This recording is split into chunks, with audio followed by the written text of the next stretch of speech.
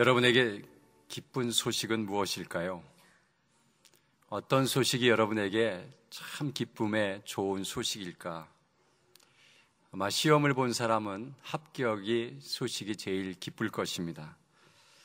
아기가 없는 자는 아기를 가졌다는 소식이 기쁜 소식일 것입니다. 몸이 아픈 자는 어디에서 치료할 수 있는 약이 있다는 것을 발견했을 때 참 기쁨의 좋은 소식일 것입니다. 실상 우리가 원하는 소식, 그것이 그렇게 큰 소식은 아닙니다. 그런데 오늘 천사가 외치는 말은 아주 큰 소식이라고 합니다. 10절에 보니까 온 백성에게 미칠 큰 기쁨의 좋은 소식을 너희에게 전한다라고 말하고 있습니다. 우리는 개인적인 소식에 불과하지만 여기는 큰 소식인데 백성들에게 큰 소식이라고 합니다. 그럼 우리나라 백성들에게 큰 소식이 무엇일까 찾아봤더니 뭔지 정확하게 잡을 수가 없지만 북한과 통일하는 소식이 있다면 기쁜 소식이겠죠. 또 경제가 세계에서 잘하는 경제로 난다는 소문을 들으면 아마 기쁜 소식일 것입니다. 아마 이스라엘 사람들, 그 시대 사람들에게 가장 기쁜 소식은 아마 로마에서 독립하는 것, 이것이 그들에게는 가장 기쁜 소식이 아닐까 생각을 합니다. 그런데 오늘 천사의 소식은 그것도 아닙니다. 천사가 가지고 온 소식은 구주가 나셨다는 소식입니다. 구주가 뭐죠? 구원의 주를 구주라고 합니다. 구원의 주. 근데 그는 그리스도 주신이라 또 이렇게 얘기합니다. 그리스도가 뭔가 봤더니 메시아라는 뜻이에요. 메시아는 우리나라 말로 번역하면 구원자라는 뜻이에요. 구원자 주님이 나셨다. 이것이 온 백성에게 미칠 큰 기쁨의 좋은 소식이라고 천사들이 난리를 치고 있습니다. 갑자기 천사가 나타났어요. 누구에게요? 목자들에게. 밤에 양떼를 지킵니다. 왜 양떼를 지키냐 하면 들판에서 양을 이렇게 모아놓으면 양들이 이렇게 서로 꽉 붙어가지고 잠을 잡니다. 울타리가 없습니다. 울타리가 있는 데도 있지만 저런 들판에 나가면 울타리가 없습니다. 양을 잘 지키지 아니하면 일이나 늑대들이 와서 양을 물어갑니다. 그렇기 때문에 지켜야 됩니다. 그런데 갑자기 하늘에 불빛이 환하게 비치면서 천사가 나타나서 구원자, 구주가 너희 땅에 오셨다라고 하는 이야기를 했을 때 오늘날 다윗의 동네에 너희를 위하여 구주가 나셨으니 곧 그리스도 주시니라 이렇게 외칠 때에 이 목자들이 얼마나 놀랬겠습니까?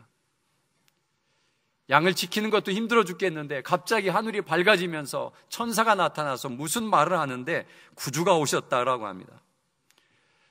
천사들이 구주가 오셨다는 소식을 듣고 와, 구주가 오셨습니다. 야, 신납니다. 그런 반응을 했을까요? 그냥 얼떨떨하게 그냥 하늘만 쳐다보고 있습니다. 갑자기 빛이 내려오고 천군 천사가 찬양을 하고 그래서 놀라가지고 입을 다물 수 없는 그런 상황이 벌어집니다. 그런데 그들이 외쳐서 하는 말이 구원자가 왔다는 것입니다.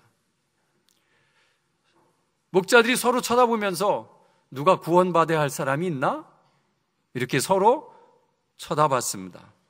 그런데 하늘에서 벌어지는 일들을 보면 이것은 보통 일들이 아닙니다. 마치 기절할 정도의 깜짝 놀라는 사건이 벌어지는데 하늘에 천군과 천사가 찬양을 하는데 얼마나 멋진 찬양을 하겠습니까? 우리가 성가대가 하는 찬양보다 훨씬 더 잘하겠죠? 얼마나 큰 찬양이 하늘의 군사와 하늘의 천사들이 쫙 서가지고 찬양을 하는데 무슨 찬양을 하나요? 지극히 높은 곳에서는 하나님께 영광이요 땅에서는 하나님이 기뻐하시는 사람들 중에 평화로다라는 그런 찬양을 하고 있습니다. 그 빛과 화려함과 웅장함, 아마 이 목자들은 세상에서 처음 보는 장면이었을 것입니다. 아마 지금 오시는 분이 누군지는 모르지만 아마 대단한 분인 것이 느껴지기 시작합니다. 혹시 왕일까? 근데 왕보다 더 대단한 환영 행사가 벌어지는데 그것을 보면 그는 분명 하늘의 사람인 것이 느껴지게 되어 있습니다. 여러분, 구원자가 이 땅에 오셨다고 하는 것이 여러분에게도 기쁜 소식이십니까? 이것이 실감 나십니까? 제가 질문 한번 해보겠습니다. 여러분, 나는 구원이 필요한 사람입니까? 내가 구원받아야 할 일이 있습니까? 물에 빠졌습니까? 아니면 죽을 고비를 넘기고 있습니까? 구원이라고 하는 것은 정말 물에 빠진 사람을 구해내기 위해서 누가 물에 뛰어들어서 그를 구해낼 때 그를 구원자라고 말할 수 있습니다. 다 죽어가는 사람을 살려낼 때 그는 구원자라고 말할 수가 있습니다. 그런데 여러분이 지금 죽어가고 있습니까? 어디에 빠져 있습니까? 그런데 왜 우리가 구원을 받아야 합니까?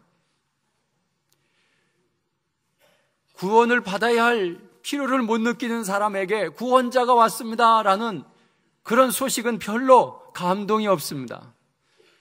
아마 이 목자들도 누가 죽어가고 있나? 이런 생각을 할 수밖에 없습니다. 그런데 성경은 이렇게 얘기합니다.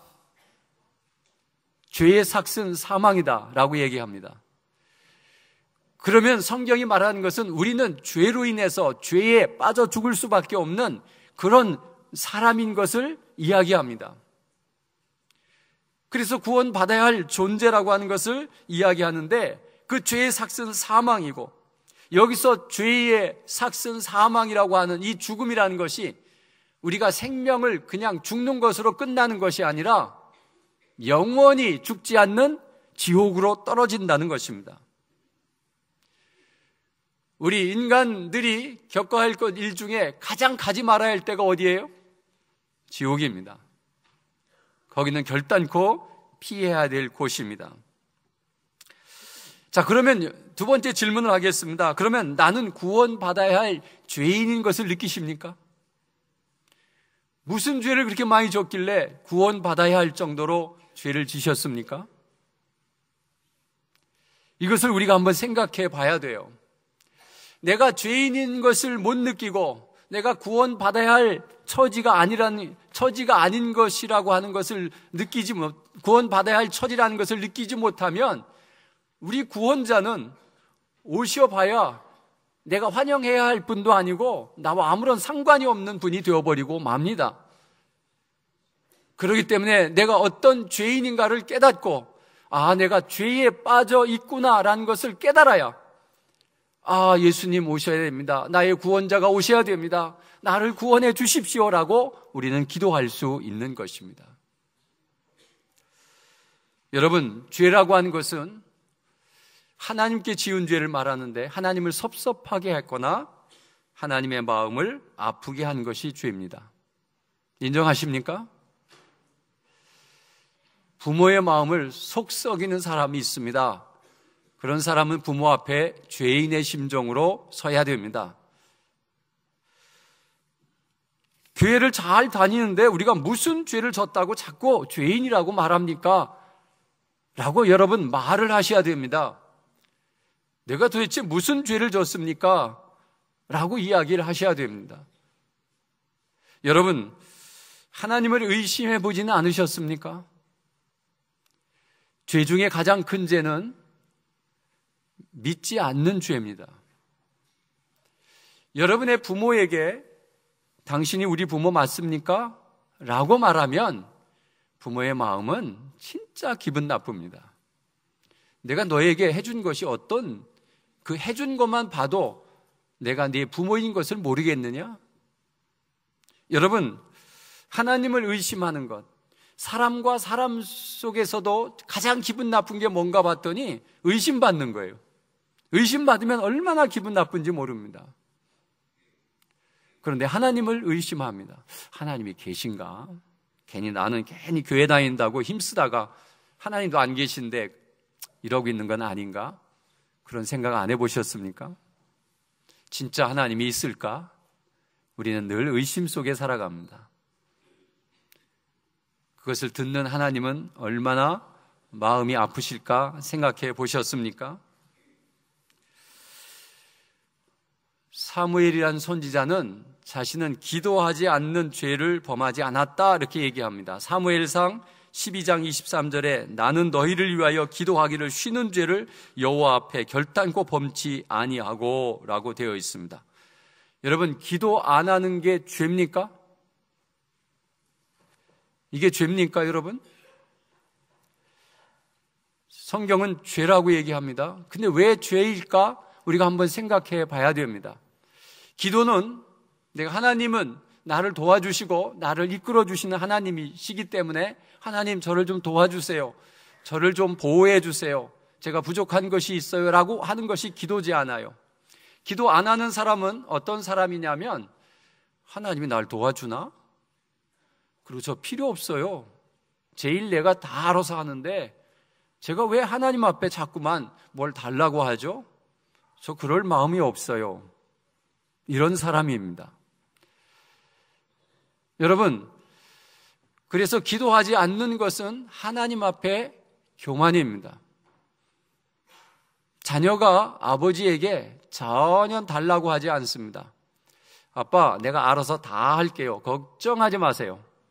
그러면 괜찮은 아들인 것 같지만 아버지 입장에서는 서운합니다. 왜요?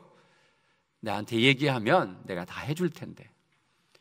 내가 돈을 버는 것도 다 너를 위해서 버는 건데 네가 나한테 해달라고 해야지.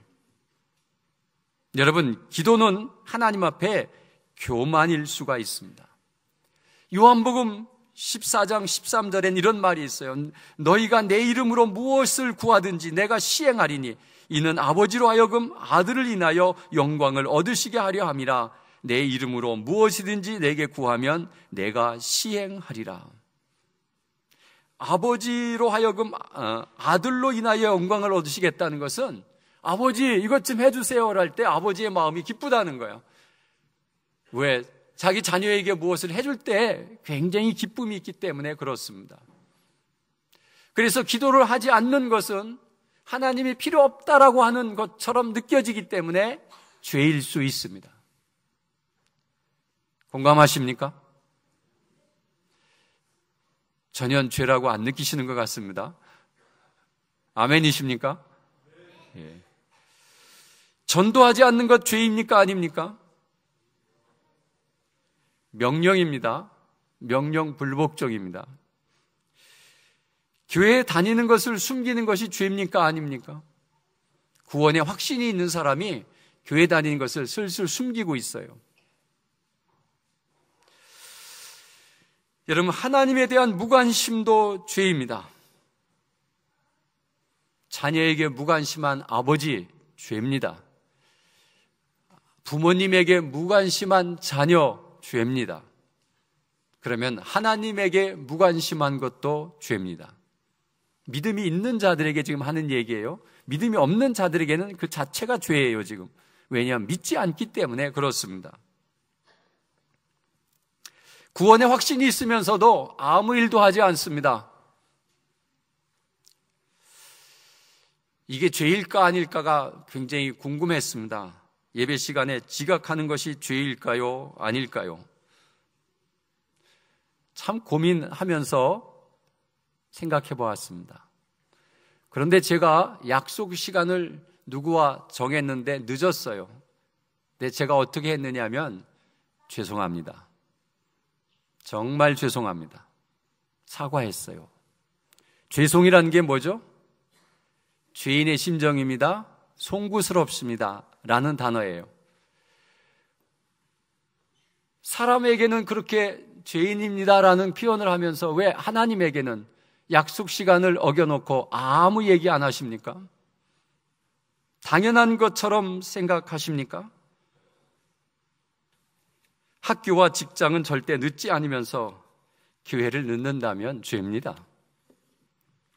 말씀대로 못 사는 것도 죄입니다. 부모의 말을 전혀 듣지 않는 자, 죄입니다.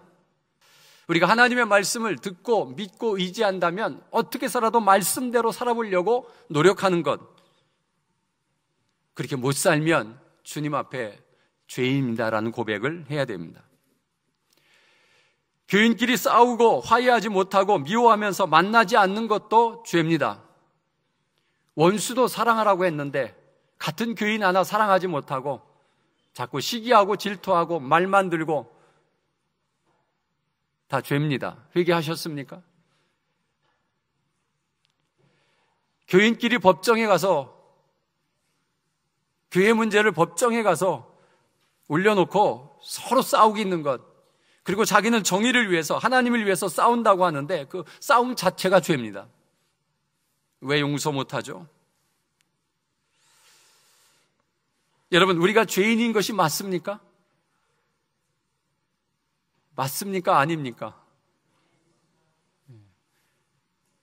그러면 구원자가 오셔야 됩니까? 우리는 원죄라고 하는 건 태어날 때부터 죄를 벌써 가지고 태어났습니다. 그렇기 때문에 우리의 구원자가 우리에게 와야 되는 것은 너무나도 당연한 사실입니다. 아이들은 친구들에게 욕을 밥 먹듯이 합니다. 그리고 거짓말하는 것을 아주 자연스럽게 하면서도 거짓말은 죄가 아닌 것처럼 생각합니다. 남을 속여 먹는 것 죄입니다. 여러분, 우리는 이런 죄인이기 때문에 구원자가 오셔야 된다고 하는 그 사실을 우리는 깊이 생각하고 구원자가 오셨다라고 하는 그 기쁨의 소식에 와, 나에게 구원자가 오셨다라고 하는 그 기쁨을 우리가 느껴갈 수 있어야만 되는데 오시든지 말든지 내가 구원받아야 할 이유도 없는 것 같은데 자꾸 구원받으라고 하고 나는 죄진 것도 없는데 죄인이라고 말하는 것이 기분 나쁘고 내가 무슨 죄를 졌는지 좀 알아봅시다 이렇게 얘기할 때가 참 많이 있는데 여러분, 구원자가 이 땅에 오셨다고 하는 건 우리는 기쁨으로 받아들여야 됩니다. 자, 오늘의 말씀 속에서 몇 가지를 우리가 한번 주님이 주시는 은혜가 무엇인가를 한번 생각해 봐야 됩니다. 첫째는 주님이 나를 위해서 이 땅에 오심이 기쁨의 좋은 소식임을 느끼고 믿어야 합니다. 안 느껴지면 안 됩니다. 아, 구원자가 오셨다. 그래서 나는 살았다. 이제 나는 영원히 살았다. 나는 죽을 수밖에 없는 죄인인데 내가 영원히 살았다라고 그 기쁨의 느낌과 믿음을 가져야 됩니다. 여러분을 구원하러 오신 예수가 나의 가장 기쁨의 좋은 소식이심을 믿으십니까? 내가 구원받은 사실 하나만으로도 우린 신앙생활에 기쁨과 감격이 넘쳐야 합니다.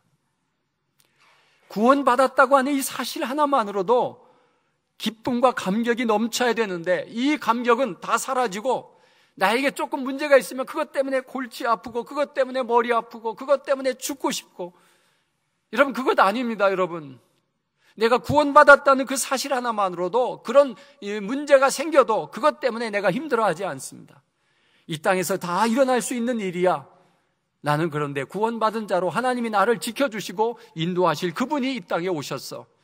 그래서 나는 이런 것 가지고 마음 쓰지 않아 라고 그 기쁨을 잃어버리지 말아야 됩니다. 두 번째는 그 주님이 오시어 우리의 삶 속에 계십니다. 천사들이 목자들에게 말한 다음에 이 목자들은 예수님을 찾아 나섰습니다. 도대체 이렇게 호화롭게 환영하는 천군과 천사가 환영하는 그분이 도대체 누구냐라는 것이죠. 그래서 구유에 난 것이 표적이다. 그래서 구유는 말이 먹는 밥통을 이야기합니다.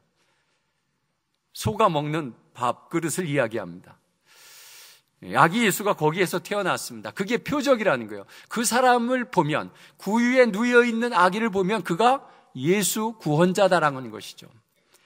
그래서 아마 이 목자들이 베들레헴 마구간을 다 뒤진 것 같습니다.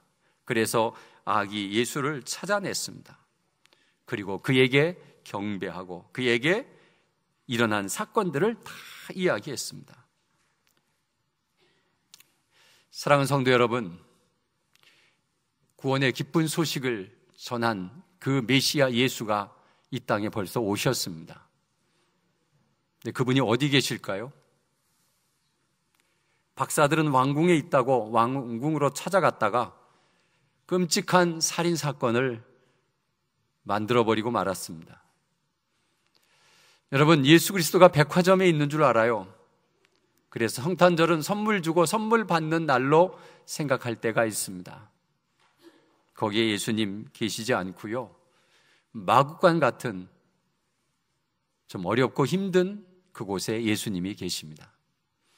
그리고 여러분의 삶 속에서, 여러분의 삶의 아픔과 괴로움 속에 예수님이 계십니다. 그 예수님을 찾아내셔야 됩니다. 그 예수님을 만나셔야 됩니다. 왜냐하면 그분은 능력자이시고 우리의 구원자이시고 우리의 모든 것들을 주장하시고 우리의 생명까지도 만들어 주시고 천국으로 인도하실 그분을 우리의 삶 속에서 찾아내셔야 됩니다. 그분은 벌써 오셨습니다. 그리고 우리의 마음속에까지 들어오시겠다고 약속해 주셨습니다. 그래서 우리는 주님을 만난 사람들은 삶의 행동과 삶의 모든 것들이 변하는 그 놀라운 은혜를 경험하게 됩니다. 주님을 만난 사람은 좌절하지 않습니다. 주님을 만난 사람은 이 세상에 아무리 어려운 일이 닥친다 하더라도 그것 때문에 죽고 싶다 말하지 않습니다. 어려움도 이겨낼 수 있는 부활의 능력이 그에게 있기 때문에 그렇습니다. 여러분, 주님이 오셨습니다. 그분을 우리의 삶 속에서 꼭 찾아서 만나는 여러분 되시기를 간절히 바랍니다. 세 번째는 마리아처럼 마음에 깊이 새겨야 됩니다. 마리아는 자기만 천사가 얘기해 준 줄 알았어요.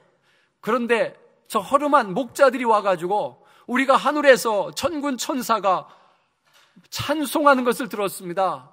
그리고 여기에 아기 예수 구원자가 났다고 하는 것을 가르쳐 주셨습니다. 그래서 우리가 찾아서 여기 왔습니다 라고 이야기했을 때 마리아는 생각합니다. 나에게만 가르쳐 준 것이 아니라 저 목자들에게 가르쳐 준 걸 보니까 지금 이 낳은 아기가 보통 사람이 아니다. 이 사람은 하나님이시다. 하나님의 아들이시다라는 것을 마음속에 더 깊이 확정되어지는 그 마음의 새김이 마리아에게 있었습니다. 사랑하는 성도 여러분, 예수 그리스도가 이 땅에 오신 것 마음에 새기셔야 됩니다. 여러분을 구원하러 이 땅에 오신 것, 내가 구원받아야 할 존재라고 하는 것, 내가 죄인이라고 하는 것을 마음속에 깊이 마음속에 새겨야 됩니다.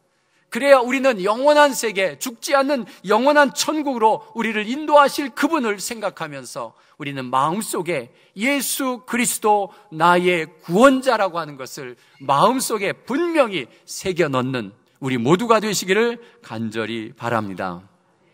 그리고 구원이 무엇이고 영생이 무엇이고 성탄절이 무엇인가를 한번 생각해 보셔야 합니다. 네 번째는 목자들처럼 듣고 본 바를 가지고 하나님께 영광을 돌리고 찬양해야 됩니다. 우리는 보고 본 바가 없습니다. 그러나 우리는 믿는 바가 있습니다. 그래서 믿은 것을 가지고 하나님께 영광을 돌리고 찬양을 해야 됩니다. 우리가 해야 될 일 중에 가장 중요한 것은 하나님을 찬양하고 영광을 돌리는 일. 이것이 우리가 해야 될 소중한 일입니다. 목자들은 그것을 보고 마지막 절에 하나님 앞에 영광과 찬양을 돌렸습니다.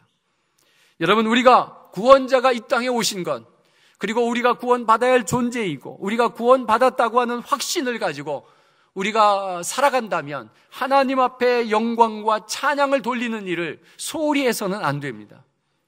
우리가 해야 될 가장 소중한 것은 하나님이 나를 구원하셨다라고 하는 것을 외치고, 그리고 나의 모든 찬양을 받으시기에 합당하신 분이라는 것을 이야기하면서 하나님 앞에 영광과 찬양을 돌리는 이번 성탄절이 되시기를 간절히 바랍니다.